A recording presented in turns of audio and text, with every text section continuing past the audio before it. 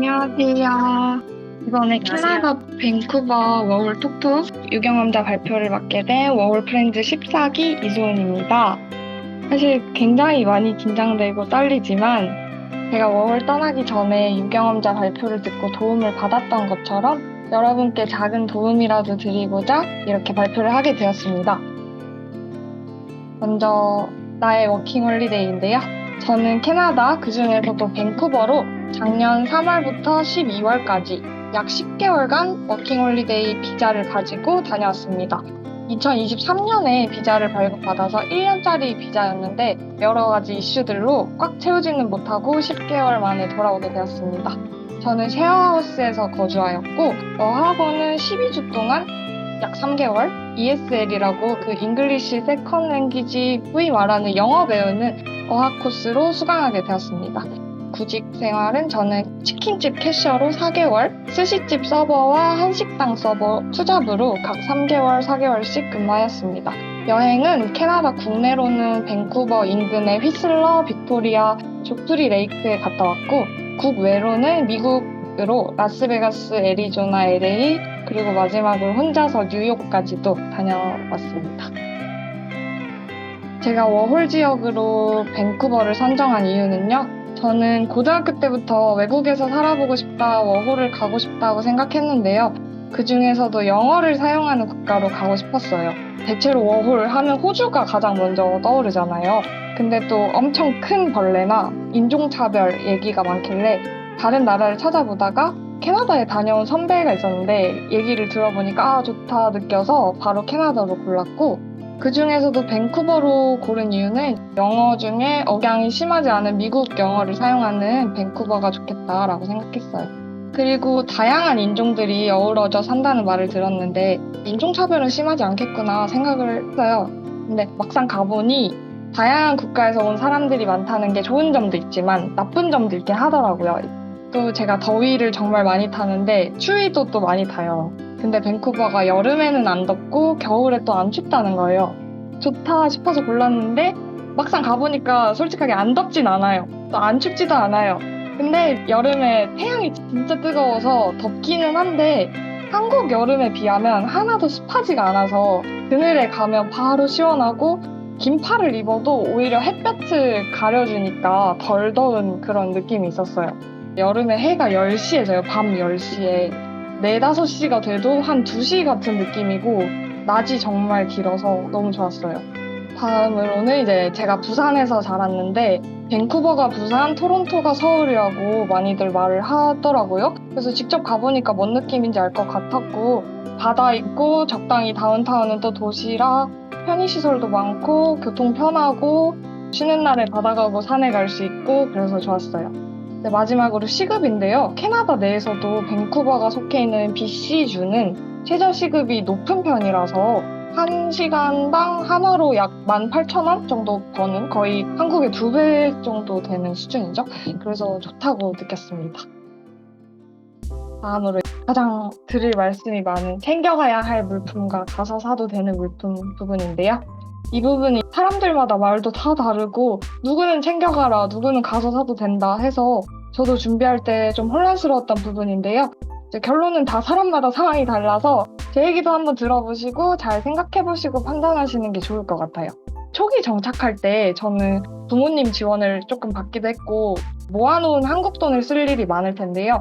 트래블로그나 트래블 월렛처럼 환율 낮을 때 캐나다 달러로 미리 어플에서 환전을 해두고 밴쿠버 은행에 가서 출금을 할 수 있는데 저는 트래블로그를 썼었는데 밴쿠버 가시면 벤시티라고 주황색 간판 은행이 있어요. 거기는 마스터카드 체크카드가 ATM 출금 수수료가 무료거든요. 그래서 거기서 출금을 해서 밴쿠버에서 만든 은행 카드도 입금해서 그렇게 카드로 쓰면 제일 저렴하게 이렇게 환전해서 쓸 수 있는 방법이었고요.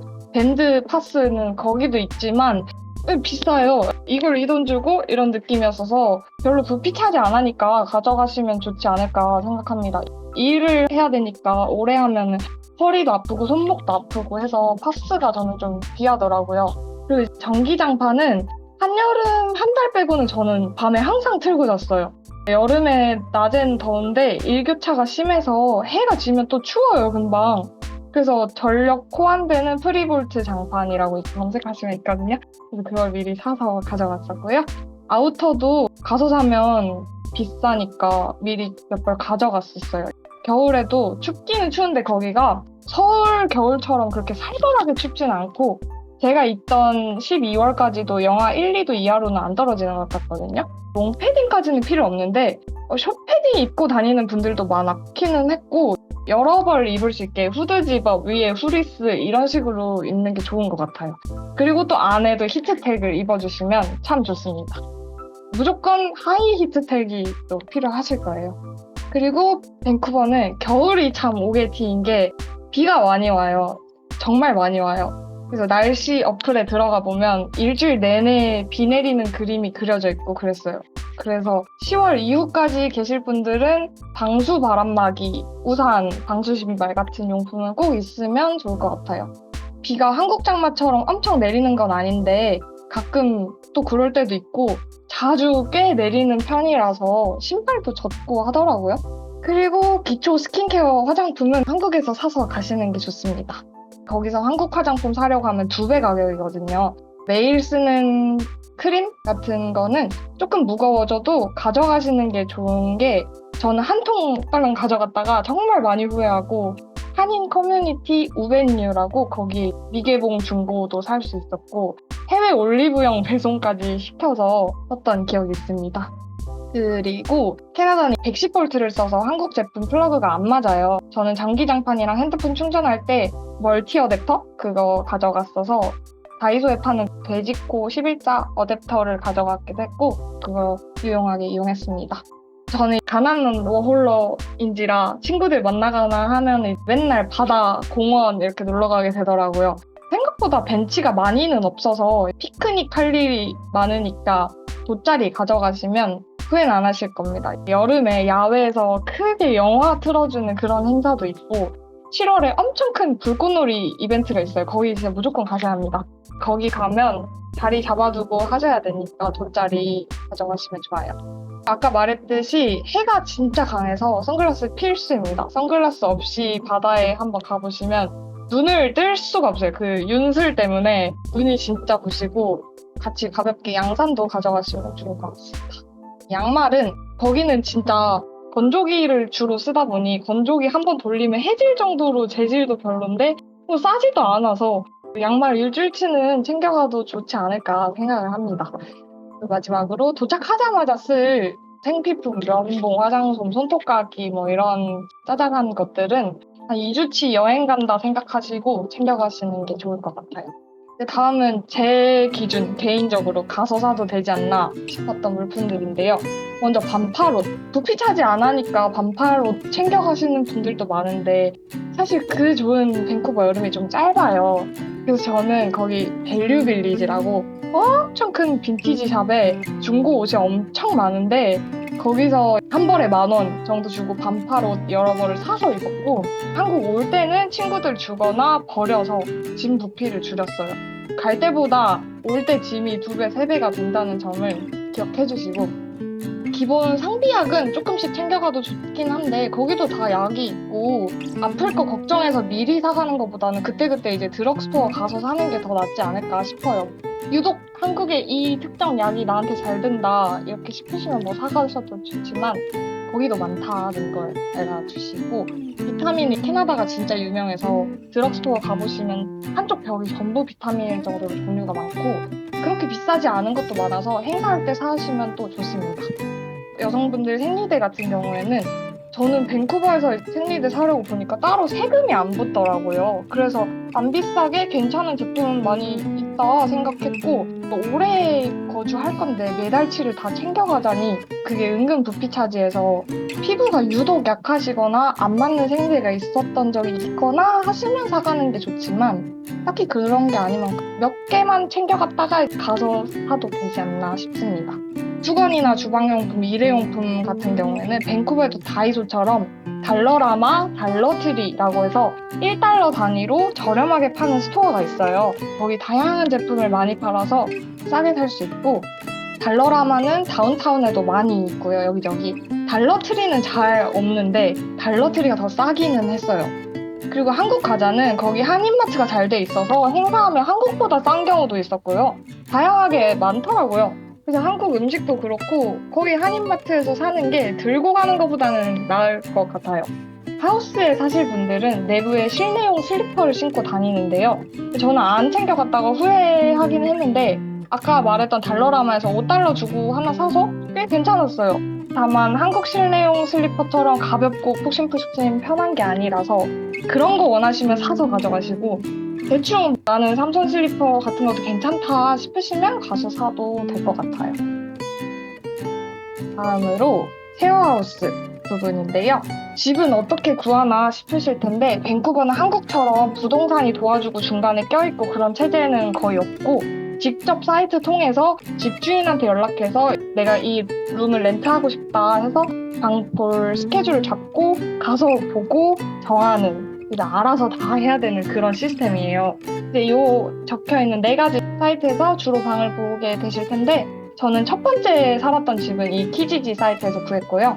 두 번째 집은 페이스북 마켓플레이스라고 한국에서는 그 창이 안 뜨는데 거기 가셔서 국가 설정 캐나다로 바꾸고 그때 페이스북을 깔면 하단에 페이스북 마켓플레이스라고 떠요. 거기가 당근처럼 중고거래도 할 수 있고 부동산 매물도 많이 올라오고 그래서 편했던 기억이 있습니다. 다음으로 어학원을 꼭 가야 할까요? 이 고민 저도 진짜 많이 했었는데요. 우선 저는 어학원 3개월을 다녔어요. 영어 실력은 다 하기 나름이라서 뭐라 단언하기는 그렇지만 거기 가면 저는 어학원 내에서 매일 영어로만 대화하는 이제 환경이다 보니 일단 영어가 익숙해져요. 한국에서는 제가 말하고 싶은 걸 머리에서 정리해서 단어 하나씩 영어로 바꿔서 입 밖으로 내뱉는 데까지 한참 걸렸다면 어학원에서 좀 더 영어에 대한 두려움, 거부감이 많이 줄고 확실히 귀가 많이 트였던 것 같습니다. 워홀 자체가 갔다 와서 영어 많이 늘었냐 얘기 많이 듣기는 했는데 저는 갔다 와서 확실히 리슨이 많이 는 것 같긴 하거든요. 어학원 다닌 3개월 이후에는 영어 공부를 따로 하진 않았지만 또 서버로 일을 하면서 영어를 계속 쓰기도 했고 갔다 와보니까 그 처음 보는 미국 드라마인데도 그냥 영어 자막으로만 볼 수 있었고 토익도 처음 쳐봤는데 꽤 나쁘지 않은 성적을 받을 수 있었던 것 같아요. 저는 솔직하게 어학원을 친구 사귀러 갔던 거여서 3개월은 조금 길었어요. 친구 사귀는 목적이면 2달 정도는 충분하다. 친한 친구들 만들 수 있으실 거고 저도 초반에 어학원에서 친해진 일본인 친구들이랑 여름 행사부터 시작해서 계속 같이 놀았고 액티비티도 다니고 국내 해외여행도 다 같이 갔었거든요. 그리고 제가 갔던 어학원이 워홀 프로그램이 따로 있었어서 레주메 이력서 적고 첨삭해주고 인터뷰 연습하는 그런 수업이 4주 동안 있었고요. 그래서 그거는 좀 좋았고 이제 처음에 가서 나 이제 뭐 해야 되냐 방황하실 수 있는데 어학원을 다니면 아침 6시 반에 일어나서 씻고 도시락 내가 직접 싸서 어학원에 가고 그런 루틴이 생기니까 초반에 적응할 때 저를 잘 잡아준 것 같아서 저는 좋았던 것 같아요. 그래서 어학원 가실 거면 저는 추천드립니다. 일단 친구 사귀는 목적 확실하고요. 근데 가실 거면 2달 그 이상은 좀 길었던 것 같아요. 영어가 목적이면은 조금 더 길게 스스로 공부를 열심히 하셔도 좋을 것 같네요. 다음으로 제가 일했던 이야기를 드릴게요. 제가 총 3가지 잡을 가지고 있었는데요. 첫 잡은 여기 나와 있는 레주메 제가 작성한 이력서인데요. 이거를 거기는 드랍을 해요. 가게 들러서 너네 하이어링 하니? 내 레주메 좀 놓고 갈게 이런 식으로 드랍을 하는데 이 첫 잡을 제가 1일차에 너무 운 좋게 그냥 바로 구해버린 거예요. 그래서 한국식 치킨이기는 했는데 매니저도 코워커도 외국인이라 계속 영어로만 소통했고 주로 오는 손님들도 거의 다 외국인이어서 영어로만 대화했던 것 같아요. 풀타임 근무를 해서 7일 중에 6일을 일을 하면서 주 40시간 조금 안 되게 일을 했는데요. 밴쿠버 가게들은 보통 풀타임 근무자에게 스텝 밀이라고 밥을 주는데 여기는 그런 게 없고 나는 치킨 냄새 7시간 동안 맡으면서 일해야 되는데 밥도 안 먹고 일하는 게 너무 힘든 거예요. 그리고 테이크아웃 손님이나 배달이 대부분이라 팁도 거의 없고 해서 저는 팁잡을 하고 싶어서 그만두고 서버직을 구하게 되었습니다. 두 번째, 세 번째 잡은 한인 커뮤니티 우벤유라는 다음 카페에서 구인 글이 올라와서 온라인으로 레주메 보내고 인터뷰 보고 붙게 되었어요. 스시집이 정말 바쁜 가게여서 힘들었지만 스탠미를 잘 챙겨주고 바쁜 만큼 전에 일했던 치킨집에 비해서는 팁을 훨씬 더 많이 받을 수 있더라고요. 또 한식당은 엄청 바쁘진 않으면서도 같이 일하시는 분들이 너무 좋아서 가장 오래 일을 할 수 있었고 또 한식을 먹을 수 있어서 좋았습니다. 워홀 가시는 분들이 로컬잡, 한인잡 많이 나누시던데 저는 사실 서버로 일을 하시면 한인잡도 충분히 스몰 토킹이나 전화 응대처럼 영어 할 일도 많고 나쁠 게 전혀 없다고 생각해요. 오히려 코워커가 한국인이면 일 배우기도 소통하기도 편했어요. 그리고 서버가 팁을 많이 받아요. 카페도 좋은데 카페는 메뉴 단가가 음식보다는 저렴해서 팁이 식당보다는 높지 않을 거예요. 그래서 식당에서 서버로 일하시면 정말 좋을 것 같습니다. 다음이 홀리데이인데요. 이 사진들이 다 제가 여행을 가서 찍었던 사진들입니다. 밴쿠버는 근무 시프트를 매주 혹은 2주에 한 번 짜주시는 시스템이 많아서 미리 저 몇 월 며칠 안 됩니다 이렇게 말씀드리면 그날 근무를 쉽게 뺄 수 있어요. 여행처럼 긴 기간은 한 달 전에 말씀드리는 게 좋긴 합니다. 그래서 저는 10박 11일 라스베가스 그랜드 캐니언 LA 이렇게 묶어서 가보고 4박 5일로 나이아가라 폭포랑 캐나다 동부 이렇게도 가보고 5박 6일로 뉴욕도 갈 수 있었어요. 뉴욕은 혼자 냅다 다녀왔는데 처음엔 조금 무섭긴 했지만 밴쿠버에서 혼자 똑 떨어져서 지내는 거랑 뭐가 다르냐 하는 마인드로 가보니까 혼자서도 여기저기 잘 다녔고 정말 좋았던 것 같아요. 여름에 미리 한 달치 풀타임을 꽉 채워주시는 바람에 타이밍이 안 맞아서 제가 밴프를 못 갔는데 그게 아직도 한이 됐어요. 여름 밴프가 그렇게 좋대요, 여러분. 밴프를 꼭 가시는 거를 제가 추천드리겠습니다. 저는 안 가봤지만. 그리고 워홀의 진짜 현실적인 말, 제 체감, 저는 이제 가난한 워홀러였기 때문에 워킹 홀리데이가 아니라 워킹 홀리데이입니다. 그래서 물가도 비싸고 집 렌트비도 비싸고 미리 모아온 돈 없이 지원 없이 혼자 벌어서 여행비를 마련하기가 쉽지 않은데요. 초반에 열심히 벌어서 여행에 다 쓰고 돌아온다 생각하시는 게 좋을 것 같아요. 그래서 여행은 최대한 많이 갈 수 있을 때 눈치 보지 말고 시프트 빼주세요 해서 이곳저곳 그때만 경험할 수 있는 최고의 여행을 하고 오시기를 바라겠습니다. 그리고 유경험자가 말하는 장단점.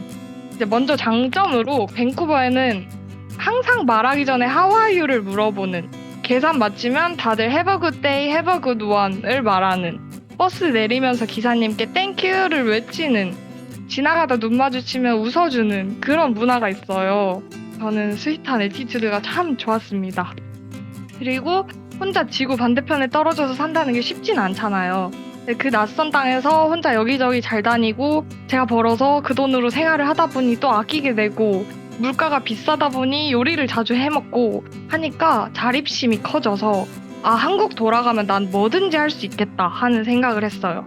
그리고 처음에 말씀드린 것처럼 밴쿠버는 시급도 높고 계산하면 이제 팁을 항상 내는 문화가 있기 때문에 일을 하면 특히 식당에서 팁을 많이 벌 수 있습니다. 최저시급으로 일해도 일한 만큼 플러스 알파로 현금을 더 받을 수 있는 거죠.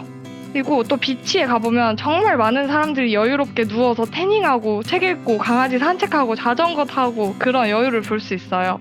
다운타운에서 걸어서 바다에 갈 수 있다는 그 자연과의 가깝다는 점, 그게 정말 좋았고요. 근무할 때 고정 시간이 아니어서 중요한 약속이 있거나 여행을 가기 위해 시프트 빼달라고 요청할 수 있다. 그런 점이 또 좋았어요. 반면에 단점으로 밴쿠버, 캐나다 전체 그렇지만 인도화가 되어가고 있다는 말을 들어보셨나요? 진짜 현실적으로 다운타운에 가면 인도인이 정말 많아요. 그리고 곳곳에서 한국어가 들리고요. 일본인도 많아요. 그래서 혹시 한국인이 많이 없는 워홀을 생각하신다면 아쉽지만 밴쿠버는 아닌 것 같습니다. 그리고 다양한 인종을 받아들이는 만큼 이민자나 워홀러가 가득해서 다양한 나라에서 온 여러 사람들을 만날 수 있는 건 좋지만 유독 뭔가 네이티브 캐네디언이랑 가까이 지내고 싶다 하면 어울릴 기회가 잘 없었던 것 같아요. 저 같은 경우에는. 그리고 자립심을 키울 수 있는 워홀은 외로움도 크게 만드는 것 같아요. 물론 소중한 친구를 많이 만들고 해소할 취미생활이 있다면 좋지만 저는 일하느라 바쁠 때 그 기간 동안은 일, 집 하는 일상이 지치고 이제 외롭고 힘들더라고요. 그 다음에 시급이 비싼 만큼 물가도 정말 비싸고요. 거기에 팁을 또 내야 되니까 외식비가 많이 들 수밖에 없어요. 정말 좋은 서비스를 받았다면 모를까 내가 벌 때는 그렇게 좋던 팁이 낼 때는 참 아깝거든요. 또 한식당들이 거기는 여기에 비하면 참 비싸요. 순두부찌개 한 그릇이 2배 가격이라고 생각하시면 되고 한식 좋아하시면 돈이 많이 나가실 겁니다. 특히 술 좋아하시는 분들은 돈을 모으실 수 없을 겁니다. 왜냐하면 주류 스토어에 가도 소주 한 병이 9,000원 그 이상, 또 식당에 가서는 18,000원 소주 한 병에 그런 것까지 제가 봤고요. 다음으로 밴쿠버 별명이 레인쿠버입니다. 아까도 말씀드렸듯이 그 꿀 같은 좋은 여름이 지나면 비가 정말 많이 와요. 그래서 제가 도착한 때가 3월 말인데 4월까지도 아직도 레인쿠버였고 5월부터 점점 괜찮아지더니 6월부터 8월까지가 이제 여름이구나. 맑은 날이 정말 많고 해 길고. 근데 이제 또 9월 넘어가면서 가을 단풍 좀 진다 하다 점점 비 오네 싶다가 10월 넘어가고 11월부터 본격적인 레인쿠버였던 것 같아요. 한 6개월 정도가 레인쿠버이지 않나. 그리고 마지막으로 시프트를 유동적으로 받을 수 있는 거 좋지만 여름 시즌이 끝나면 여행객도 손님도 줄고 제 시프트도 줄더라고요. 저는 투잡을 하는 바람에 둘 다 파트타임이었어서 시프트 짤 때 풀타임 근무자보다 후순위로 밀리거나 근무일이 줄어들고 그랬어요. 마지막으로 가기 전 목표와 다녀와서 느낀 점 같이 말씀드릴게요. 제가 가기 전에 목표 5개를 딱 메모장에 적어서 가져갔었는데요. 1번, 자립심 키우기. 이 부분은 사실 많이 외로웠고 꽤 힘들었던 때도 많았는데 계속해서 제 선택에 책임지고 후회하지 말자 했었고 결국 그랬던 경험이 아주 조금이라도 앞으로 살아가는 제 마음가짐에 상당히 도움이 되는 경험이 아니었나 생각을 합니다. 그리고 2번, 스스로 되돌아보기. 이 부분이 가장 많이 이룬 점이 아닐까 싶은데요. 여유가 있는 만큼 생각할 시간도 많았고 스스로 뭘 원하는지, 뭐가 좋은지, 뭐가 싫은지 생각하고 또 생각했던 것 같아요. 거기서만큼은 내가 제일 중요하다였기 때문에 또 자존감도 많이 높아졌던 것 같아요. 3번째, 문화 경험하기. 저는 원래 가기 전에도 일본어를 할 줄 알기도 했고 일본 문화를 좋아하는 편이었어서 일본인 친구들을 가까이 했거든요. 그래서 일본어가 훨씬 많이 늘었고 말투가 뭐뭐라고 생각해 뭐 이런 식으로 일본인처럼 바뀌기도 했어요. 그 외에도 사고방식이 많이 열려서 유연해진 것도 여러 나라에서 온 사람들을 만나고 한 덕분이 아닐까 합니다. 4번째가 여행이었는데요. 제가 번 돈으로 미국 2번, 캐나다 동부 1번 여행이면 꽤 성공적이라고 생각해요. 그리고 이 PPT 화면, 이 오로라 보이시나요? 제가 직접 찍은 사진이고 제가 밴쿠버에 살던 집 앞에서 공짜로 너무나도 운 좋게 본 오로라인데요. 집 앞에서 오로라를 볼 거라고 누가 상상이나 해봤겠어요? 그래서 이렇게 상상도 못한 멋진 일이 워홀을 간 순간의 선택에서 이어져서 이루어졌다는 거에서 저는 여러분께 워홀을 추천할 이유는 충분하다고 생각해요. 사람마다 여러 상황들에 처하게 될 거지만 결국 그걸 모두 이겨내는 자신을 보면서 한층 더 단단해질 거고 워홀을 통해 살면서 정말 흔치 않은 경험들을 하실 수 있다고 생각해요. 마지막 5번째가 건강해지기. 저는 초반에 갔을 때 레인쿠버 조금 추웠어서 감기 한 번 걸린 거 말고는 크게 아팠던 적이 한 번도 없고요. 거기 공기가 정말 좋아서 운동을 따로 안 했지만 자주 걸어 다니고 해야 되니까 건강하게 지내다 온 것 같아요. 특히 별이 정말 많은 그 맑은 밤 하늘이 진짜 좋았어요. 저는 워홀을 하면서 힘들어했던 거는 잠시뿐이었고 사실 벌써 기억 미화되기 시작했거든요. 점점 힘들었던 거 잊혀지고 있는데 결국 워홀이 어땠냐라는 질문을 들으면 힘들었지만 너무 좋았고 가길 정말 잘했다라고 말할 것 같아요. 살면서 한번 해볼까 말까 한 경험을 알차게 하고 돌아온 것 같고 인복도 일복도 가득했던 제 워홀은 그 자체로도 제 성격과 사고방식을 진짜 많이 바꿔놓았지만 제가 앞으로 살아가면서의 큰 동기부여, 원동력이 될 수 있을 거라고 생각합니다. 제 발표는 여기까지지만 네이버 워킹홀리데이 카페에서 워홀 프렌즈 14기로 제가 8월까지 활동하면서 제가 밴쿠버 이야기를 더 자세히 풀어드리는 게시물들을 올리고 있으니 많이 찾아와 주시고 다른 분들의 정보들도 가득 얻어가시기 바랍니다. 함께 해주셔서 감사합니다. 이소은이었습니다.